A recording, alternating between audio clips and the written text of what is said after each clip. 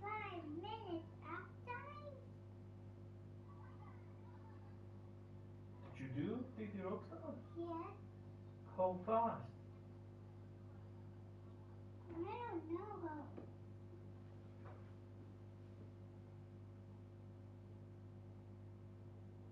Yeah. Because you played 1 hour and 30 minutes today already. You only have left video because you used that already. You played enough already today, I don't remember. You played way too much before even doing TT Rockstar, so yeah, time over. That's it. You can't cheat.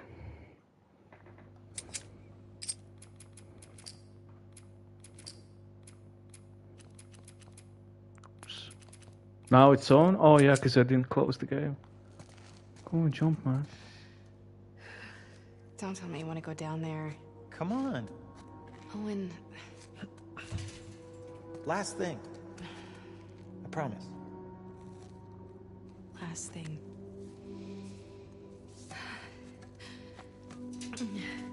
Just, don't look down.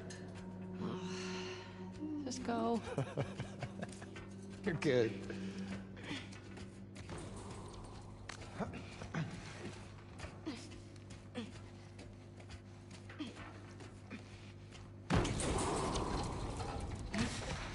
Look at these.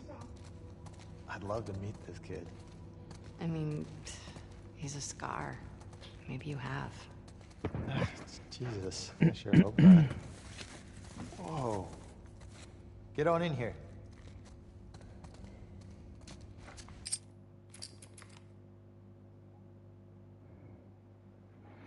Cinematic.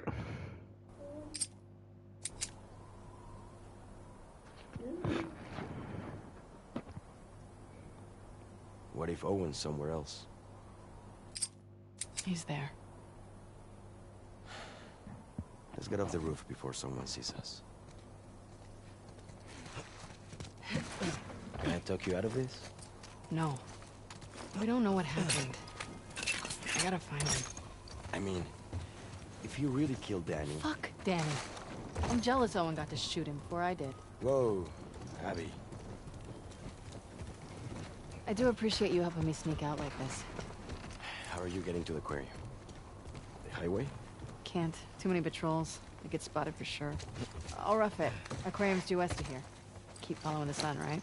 I'm coming with you. I've done this before. Not with this many scars in the area. Manny, please. All right? You know best. So 50, 100.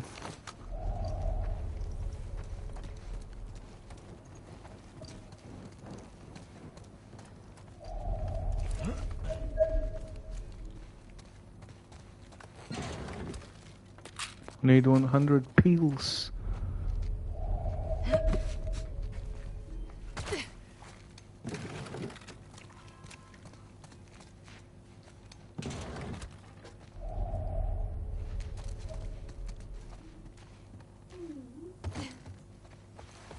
Hey. Thanks. For this? Yeah, and other stuff, you know. You're a good friend. Come on, Ash. You know I can handle all this emotion.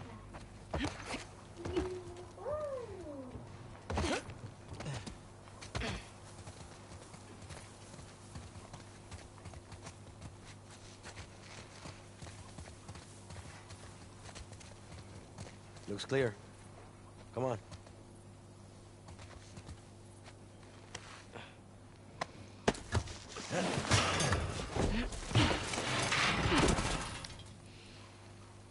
All right. Wish me luck. When you find him, don't hit him too hard. I'll do my best. Seriously, watch yourself out there. See ya. Okay. Just follow the sunset.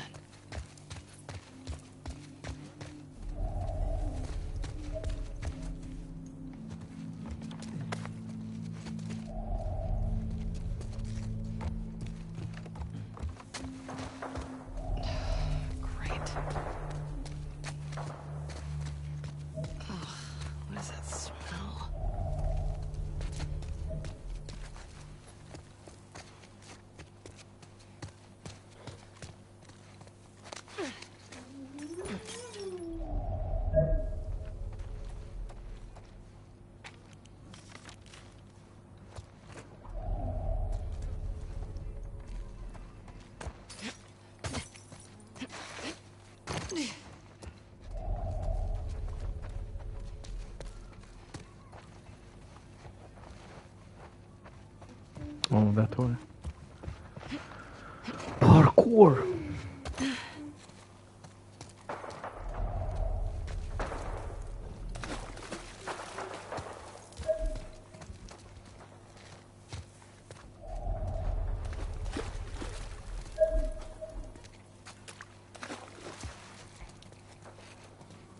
Oh, that was the coin. I remember. Where's the coin over there, right? Yeah, something else.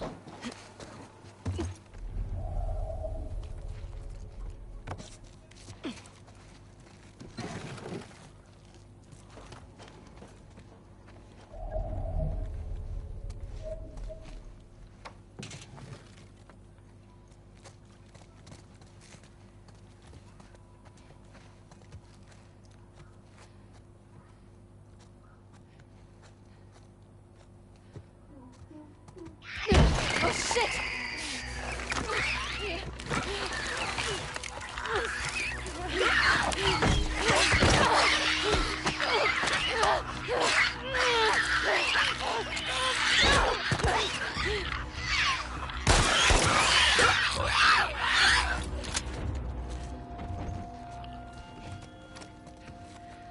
Off to a great start.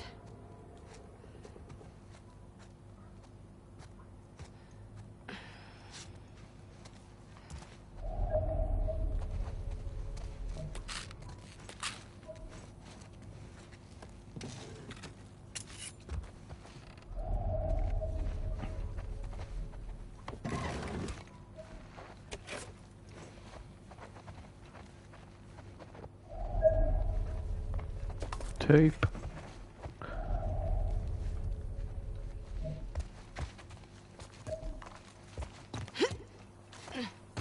Come on, man.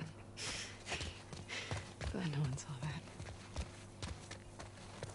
You have to get all to the wall again. Are you serious?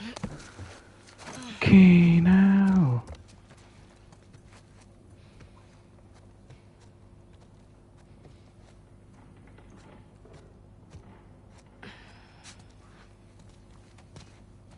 What the hell, Abby? What the hell was that?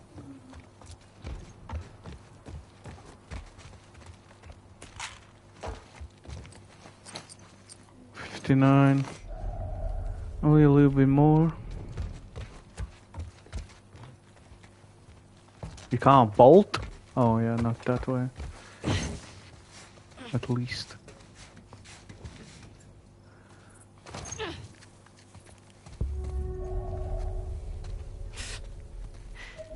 That guide you right off a cliff.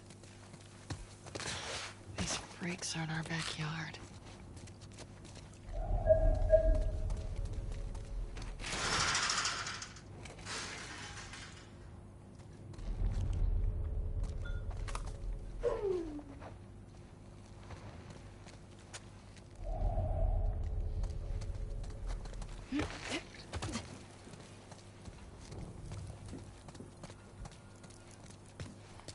Okay, so jump down there, going that way.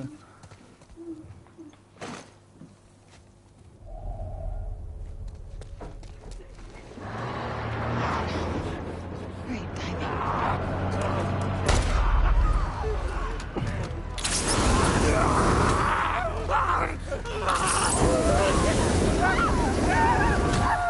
Barbecue. It takes a lot, actually.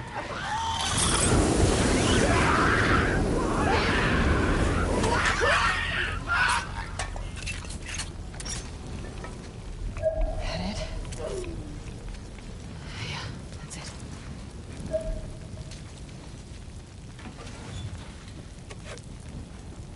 So the machine gun or the pistol? The pistol is very strong. Or use the pipe bombs to fucking bombard everything. But you have to craft them, right? If you throw one, yeah, you have to craft them.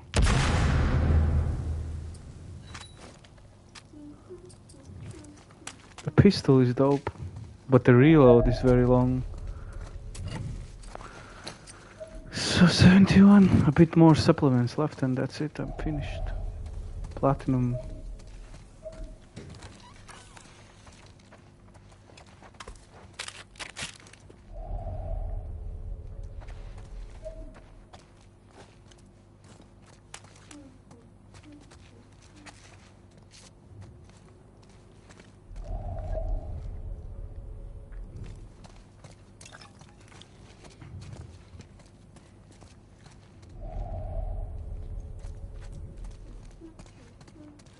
Nothing here.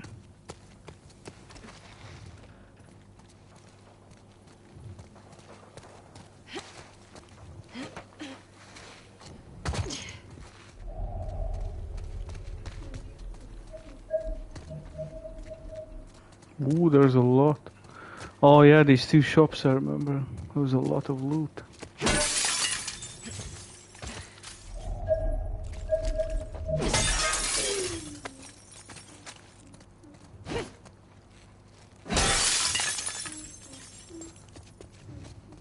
Safe.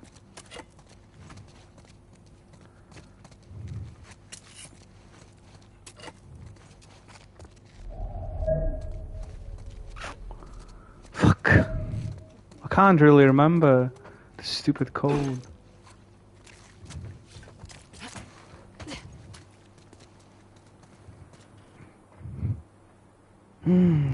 Which one was it? Let me remember.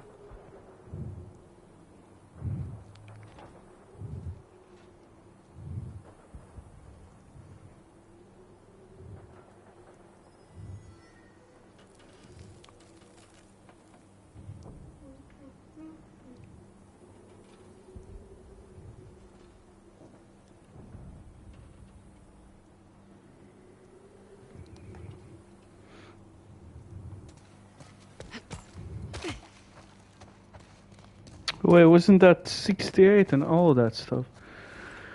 So I think it was what? 68?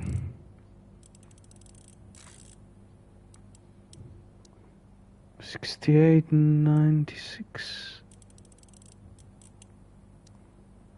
And 89, right? 68. Yeah, okay. It actually worked. Gear. Is that enough?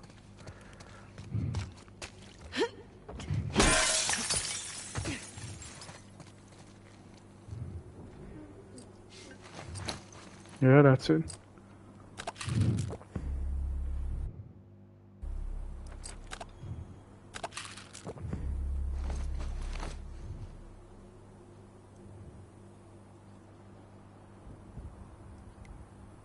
Here we go.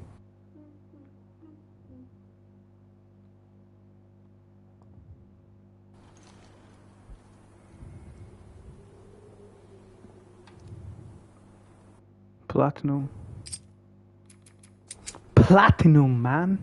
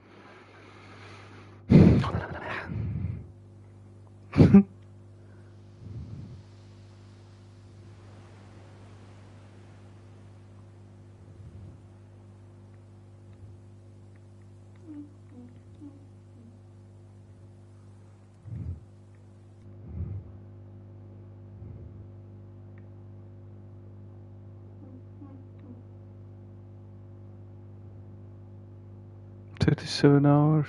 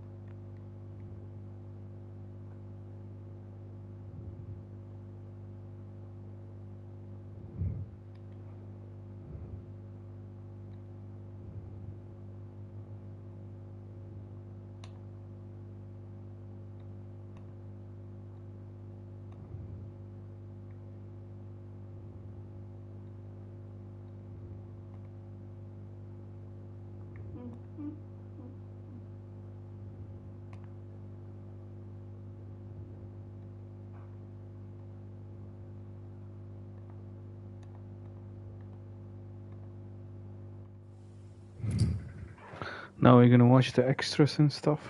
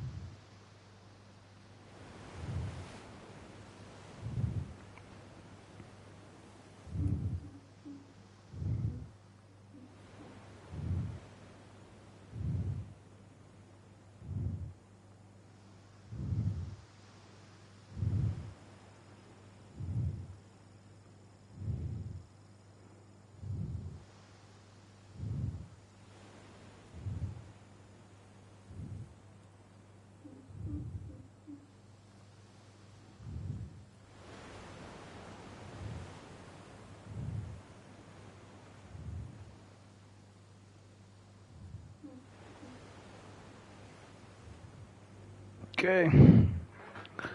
How many platinums do I have now?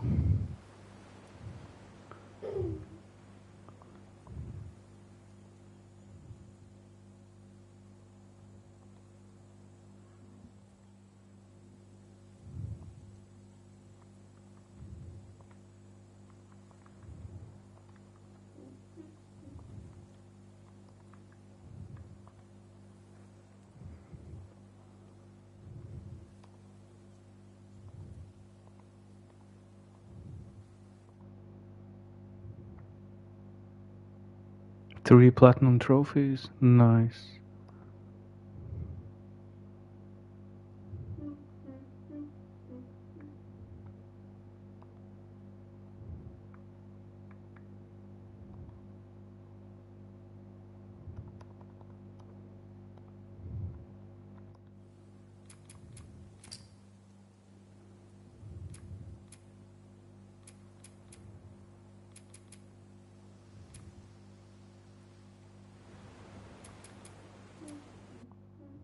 Skins.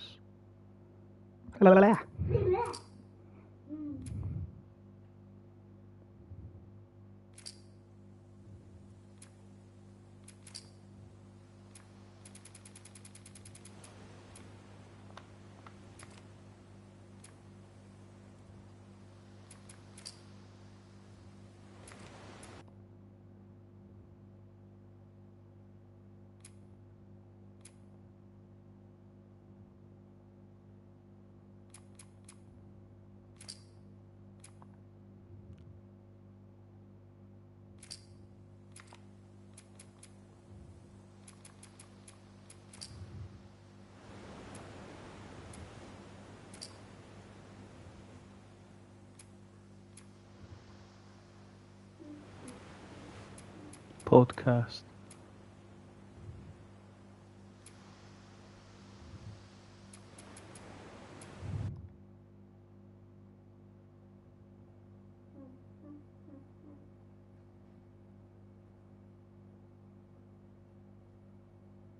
One out of 10.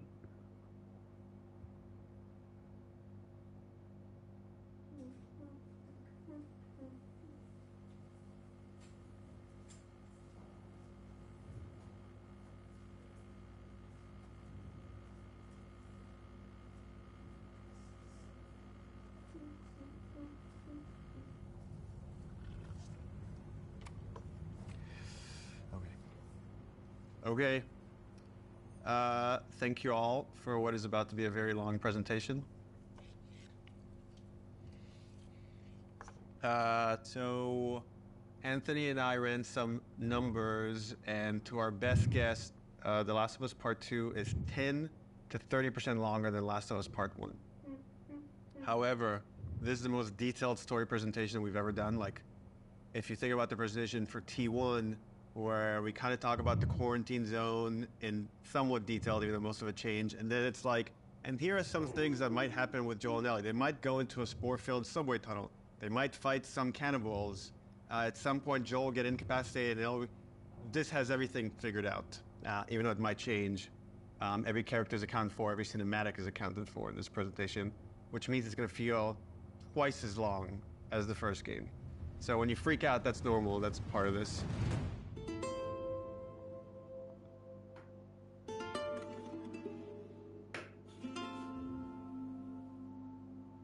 Oh, this is about an hour and a half to 2 hours. So hopefully you got... I can't skip that? Oh no, I can. I want to check the lost level with the commentary.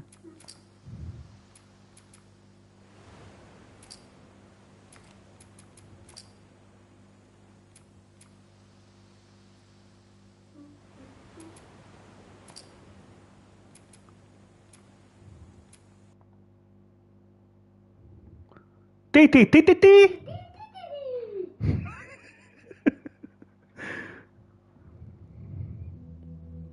You're about to play an unfinished level from The Last of Us Part 2. Jackson Party. Okay. The reason we added this section is there are a few sequences, and we picked the 3 of the best ones, that we cut from the game. You know, often we build a game that's much bigger than what ends up being the final product.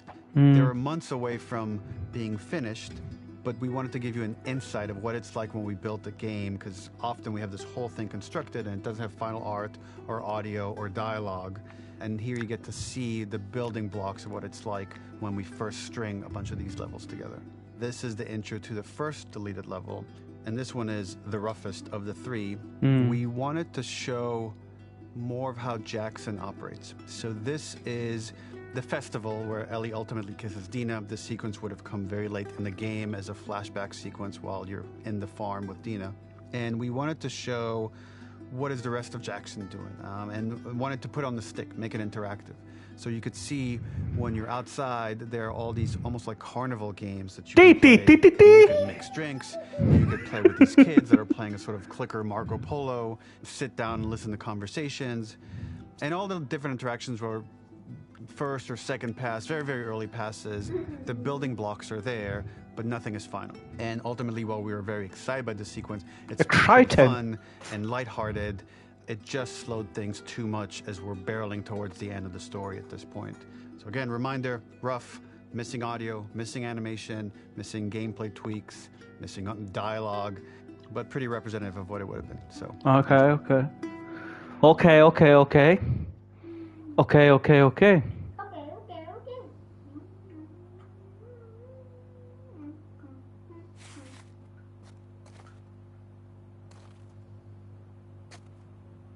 She's pouring up, man.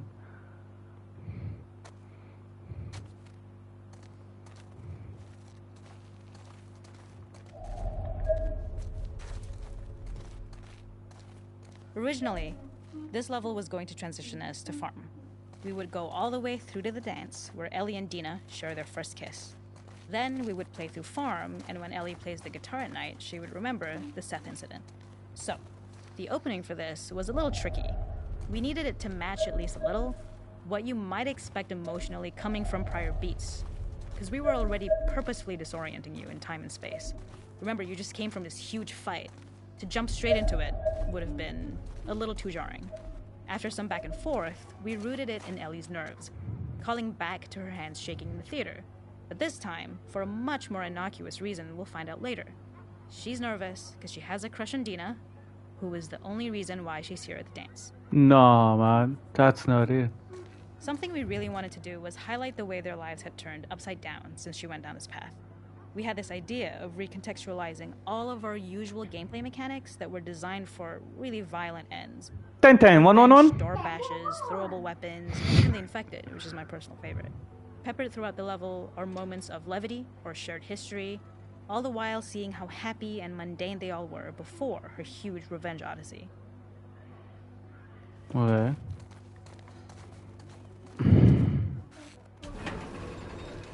Oh, okay. Party going on, inni.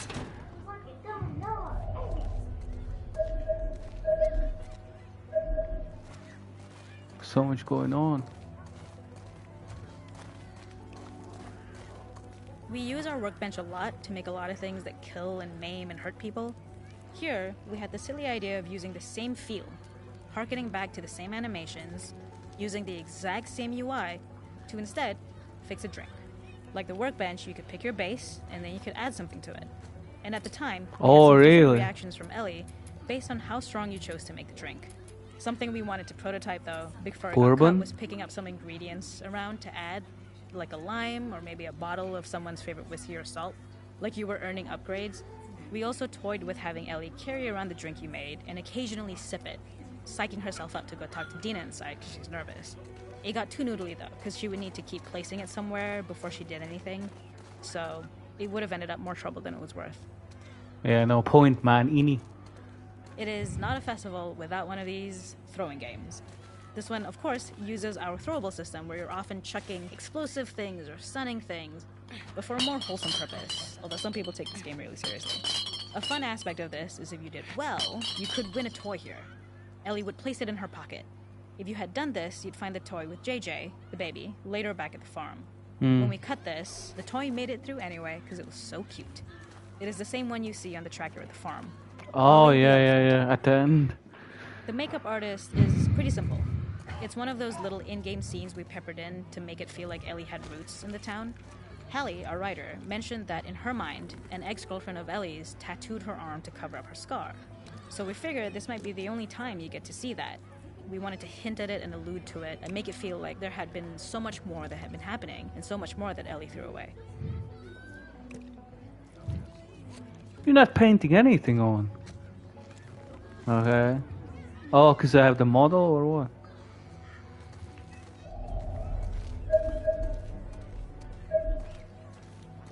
This is one of my favorite sections because I think that it achieves both the slice of life aspect of Jackson while also being a stark reminder of how dark the world that they live in really, really is. To attract attention and curiosity, one of the kids was supposed to make this adorable, messed up little clicker impression, and the others would giggle. We tried a version where if you got close enough, the kid might try and follow you a little before turning back. Since clickers are blind and move by echolocation, for this game of messed up tag, Ellie must close her eyes and listen for when the children give themselves away. The thought was that these kids are in relative safety. They still grow up with the dangers of clickers and runners, and all those lessons would embed themselves in the games that they play. When the festival got cut, they tried to preserve this moment and move it to the front of the game where the snowball fight is, as a tutorial. However, being in the headspace of a clicker doesn't really teach you how to deal with them. Eventually, it evolved, and they instead made the snowball fight, which was, I think, way more effective. For me, it's character illuminating that not only does Ellie know this game, she plays along. There's a familiarity with the kids that's really nice to see, especially because it's such a difference from the Ellie we see later, who has a sort of hollow normalcy that she's trying to get with JJ, but kind of fails.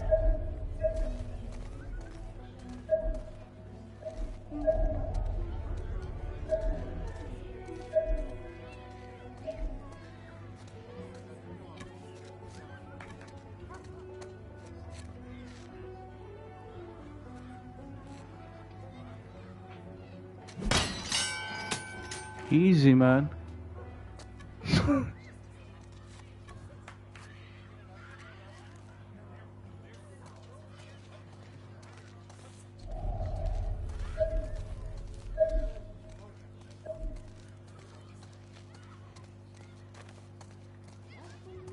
One more commentary here. There's a hidden spot at the back that was just a bit of fun. It was highlighting Jackson's normalcy with something we would find in a real world. In the back, you would find teenagers finding some alone time with each other in a dark corner of a party. It was rewarding the player for peeking into a hidden corner, but ultimately redirecting them back to the festival. We also had versions of them smoking weed here, despite Maria's consternation, probably having gotten it from Eugene. There's a hidden spot at the back that was just a bit of fun. It was highlighting Jackson's normalcy with something we would find in a real world. In the back, you would find teenagers finding some alone time with each other in a dark corner of a party. It was rewarding the player for peeking into a hidden corner, but ultimately redirecting them back to the festival. We also had versions of them smoking weed here, despite Maria's consternation, probably having gotten it from Eugene.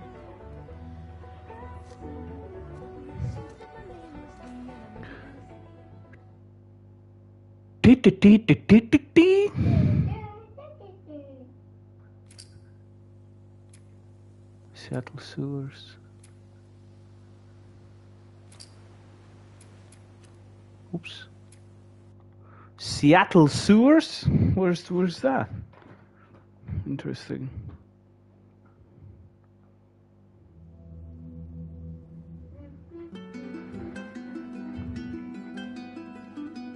In this second deleted level, which is an extended sequence of the sewers in Seattle, this comes on the heels of where Ellie goes into a building and she survives an attack by stalkers and gets thrown out of the window and gets swept away by the current, and then we cut this section that used to be there in the final game. Now you will get to play it. So this was a way to get a bit more interesting puzzles, interesting traversal, figure out how Ellie can navigate the sewers with the fighting current. Ultimately, with a lot of these levels and these sequences, the reason why we cut them more for pacing purposes. But here it is for you in this very kind of raw form that part of it will feel finished, parts of it will feel like assets are missing as far as audio, animation won't be final, but it's a glimpse into One game looks like it's months away from finishing. Enjoy. Enjoy. No, don't put that in the mouth. Ew. Take that to kitchen, please. Take the bowl to the kitchen. Okay? Get off of me!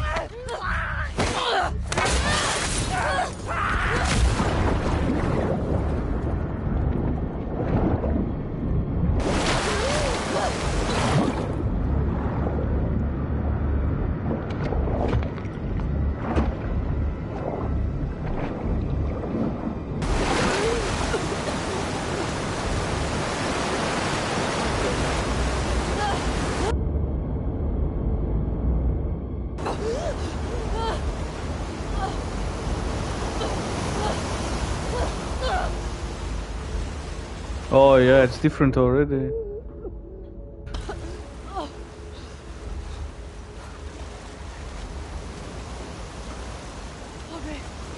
Okay. Oh shit.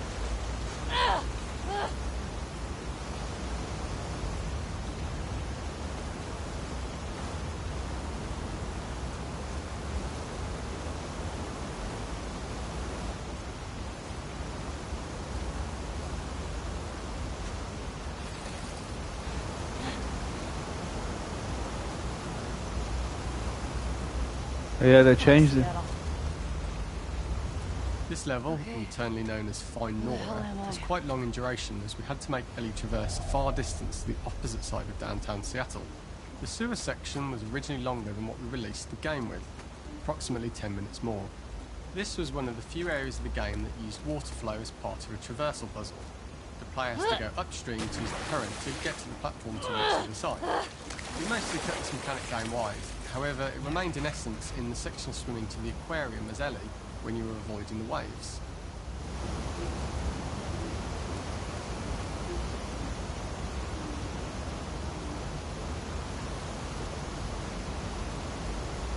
Well, I need to check that one. Oh, grab it? Okay. The ladder acts as an immediate goal for the player, but being able to climb out is not going to be so easy. To keep levels interesting and engaging, we alternate between positive and negative values the player experiences. Here, it's a positive to have found a ladder, but then a negative to discover it's not the solution. But then another positive to identify the next short-term goal of the doorway. By alternating between these opposing values, we give players what they expect, but not how they expect it. Fucking kidding me.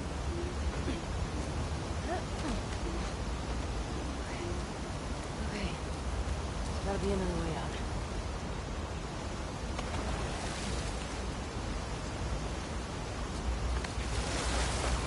This is more why would they cut that out? This is interesting.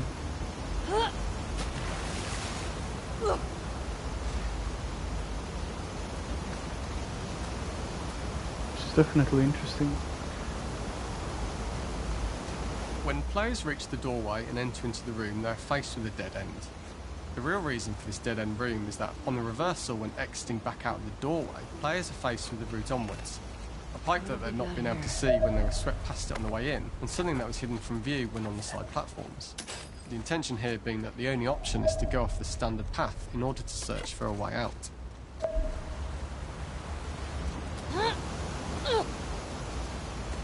Get me the hell out of here. Throughout the rest of the level, we also use light to indicate to the player that they were heading in the right direction. At each turn, however, we block the direct route forward. Players would know that they just have to keep finding alternative paths, promoting those feelings of being desperate and trapped. We slowly introduce the player to consider climbing into smaller pipes and crouching in these tight spaces.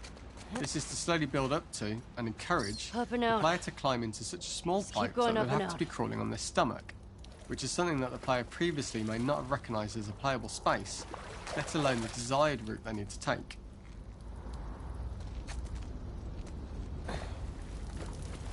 We added a tiny space just to reward the player's exploration with a pickup item, and we made sure it was something that made sense that you'd find in this area. canister in all the garbage that had been washed into the sewers from the surface. Hmm. Why did I even pull that out? I don't get that. Why would you pull it out? We loved the idea of making Ellie prone through a tiny, dirty pipe in order to get out, as it was a great opportunity to use our prone mechanic. The unique camera setup was created to support crawling in these pipes, as the standard prone camera is much higher above the player. We also created custom collision in order for Ellie to manoeuvre in these tight spaces easily. Initially, the oblong collision capsule around her character caused issues crawling around corners. We put extra effort into the custom corner collision, so the movement experience is as smooth as the main game. In order for the player to feel cramped, claustrophobic and desperate, we'd been enforcing the traversal mechanics that allow for a tight environment which promote these feelings. We introduced the use of the squeeze through so that we can keep the player feeling enclosed and tight, but without repeating the same geometry. Here we change from low ceilings. You should have kept this in the game, I would say. Would have made it more interesting. This is very cool. Why would they take that out? I definitely like this part of the game. Because the tunnels you experienced before is way too fast. I was like, that wasn't even a challenge. Originally, we had the water line much higher here, so players had to swim through this tight tunnel. However, from watching user test feedback, it was occasionally causing people to discount the route entirely and turn back on themselves.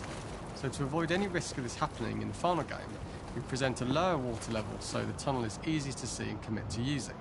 Although this isn't as impactful without the prone swim, it's the better decision as it means a smoother experience for the player with no backtracking frustration. As we surface from the water and over the crest of the slope, we reveal what is further in this tunnel. A clicker that has sprouted and the fungus has grown on the sides of the pipe. It was great to see people who user tested this area becoming increasingly worried as we forced the player to squeeze past the fungus and inches away from the clicker's face, all the time not being sure whether the clicker might be alive or attack them. Although we aren't as cruel as to force a clicker attack in such close proximity, we do have a payoff for this moment. This clicker momentarily turned into Joel to show Ellie's PTSD from what happened to Joel at the start of the game. Ultimately, we decided to save this moment for the farm level, as it was more impactful there because it could become the centrepiece of that experience. Whereas in the sewers, we weren't able to make it as much of a narrative point and give it the breathing room and reaction time that it deserves, given the tight space. Well, there's another commentary on the other side.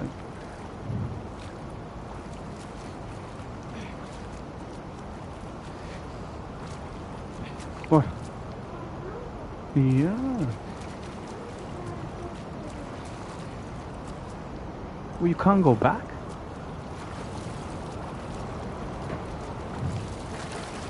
I'm gonna tell you when it's bedtime, yeah?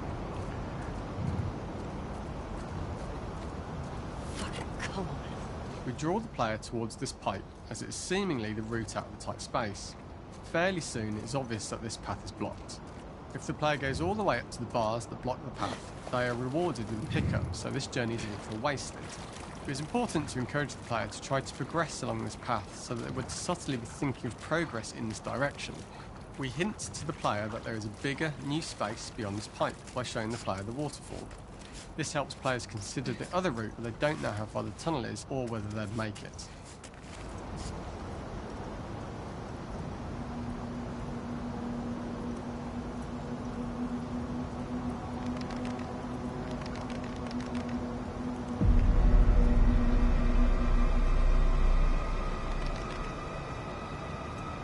Jesus, that's cool.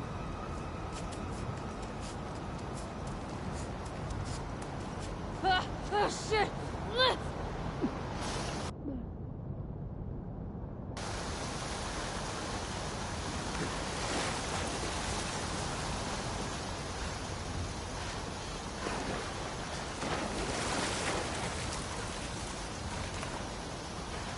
For the final section, we eventually opened you out into a wider area as you traverse through such tight spaces leading up to this. So changing the environmental pacing makes it begin to feel like we're coming to the end of Ellie's ordeal. An earlier iteration used the carrot that we'd shown at the start for a slightly tougher traversal puzzle to conclude the sewers. The ladder was clearly visible from most of the area, but the player was faced with a fast-flowing torrent of water they couldn't cross. If the player attempted to jump into the water, they were not able to swim across the ladder due to the water's speed. But instead, they had to traverse the pipe running along the top of the space in order to get across the water.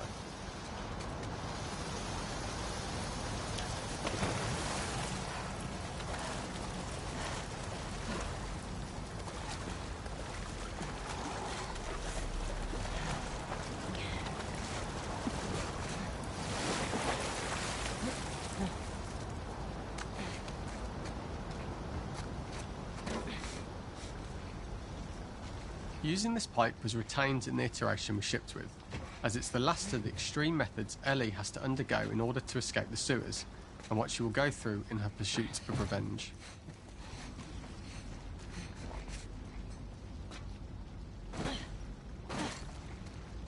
The last ladder climb is quite lengthy, and although we could have trimmed it down to a shorter climb, we liked how this last segment of the journey built anticipation for whether there was success at the top or not after all you've been through. Ultimately, the ladder exits out into the subway station, which is how it connects in the final game. Ellie then has to find her way to the hospital. Why did I cut that out? That was so cool. For the first time. It was so cool though. Why would I cut that out? It's just a waste, really. That's so cool.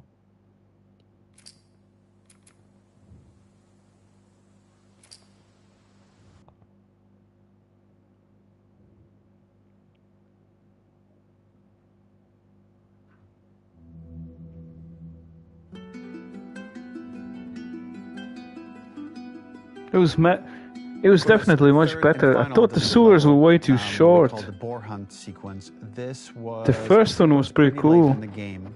It was right after the whole Seattle Abby sequence where Abby spares Ellie, and then we wanted to come back into Ellie's story, but keep it a bit mysterious of how much time has passed. Where is Ellie now?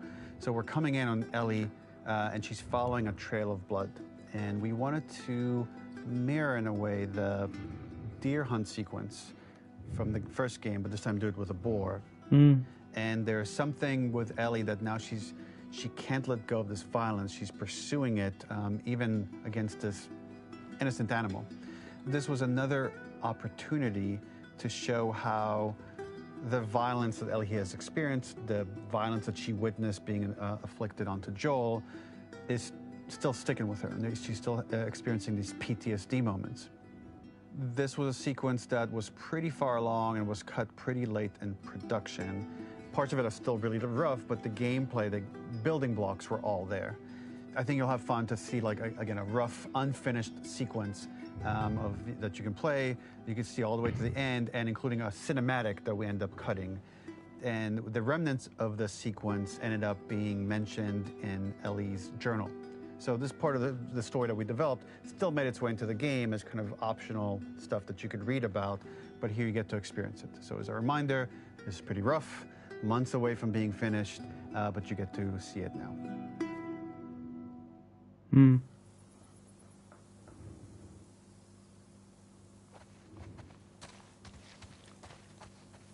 So the boar hunt was one of the hardest levels for me to work on.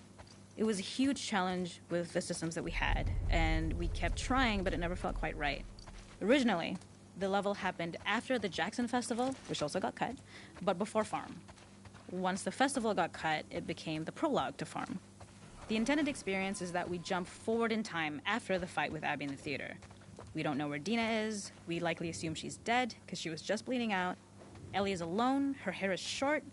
So maybe this is the future or the present. And she's hunting. Hunting who? Abby still? In early iterations of the fight, it was more arena-like. The player slowly goes down the boar's health. Ellie gets more visceral and more vicious. We get a little worried about her. As the boar gets weaker, more panicked, more feral, and we start feeling sympathetic to the boar, was the hope. In all of these iterations, especially of these wider areas, it required custom AI and scripting to make sure it continued to feel organic as an animal, but we really needed it to do specific stuff. It needed to be able to close distances really, really quickly. It needed to charge to attack, but we wanted the feeling of hunting, so we needed to track it down from afar. And we also needed to discourage the player from attacking the boar when it's that close, or it would kind of turn into this melee kerfuffle. How do we do this in our world while keeping the boar believable? We must have gone through 5 or 6 iterations of the boar fight and all, and every single time it changed pretty drastically.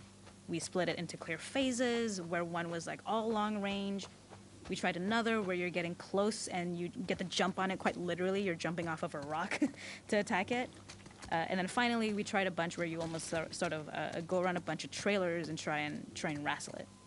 We uncovered after some time that taking down a boar over several phases felt very laborious and a little dramatic, It was comically long, it felt too boss-like, a little too gamey. We decided to cut the first few phases, and we opted for a cold open after the boar had already been hurt off screen. So that allowed us to focus on feeling like we're closing in on prey and to introduce the boar when it was at its most dangerous. Already hurt, already feral, much too close for comfort. And so the thinking was it would bring us more into Ellie's mindset.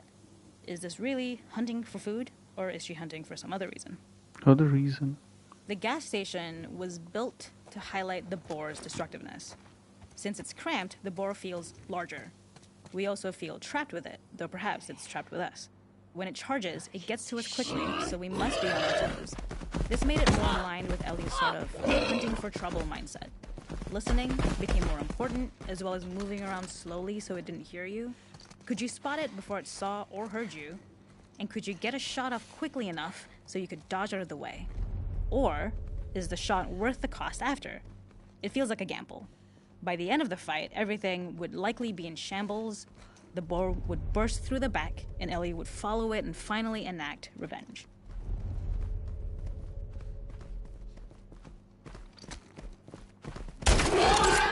Got you.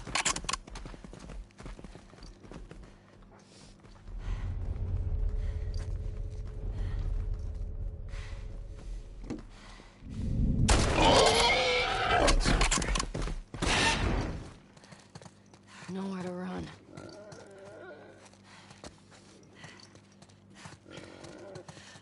The boar kill was supposed to be anything but glorious. With the boar whimpering at the back of the gas station after Ellie's relentless hunt. After this, hearing the drone that we kind of come to associate with Ellie.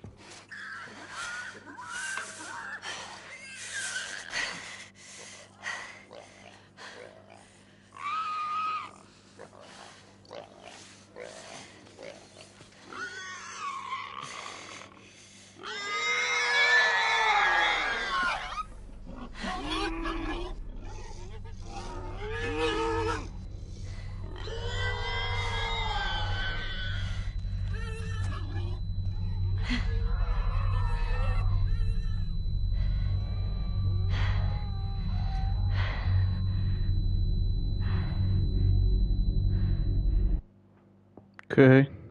Crazy.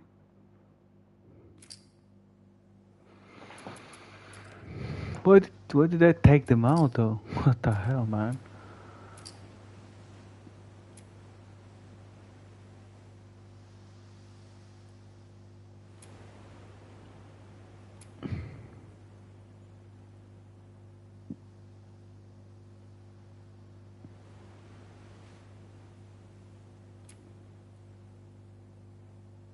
$2? Jesus fuck.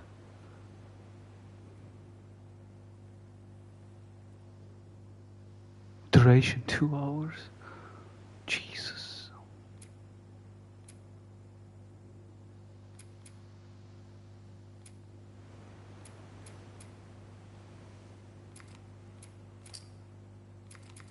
Okay.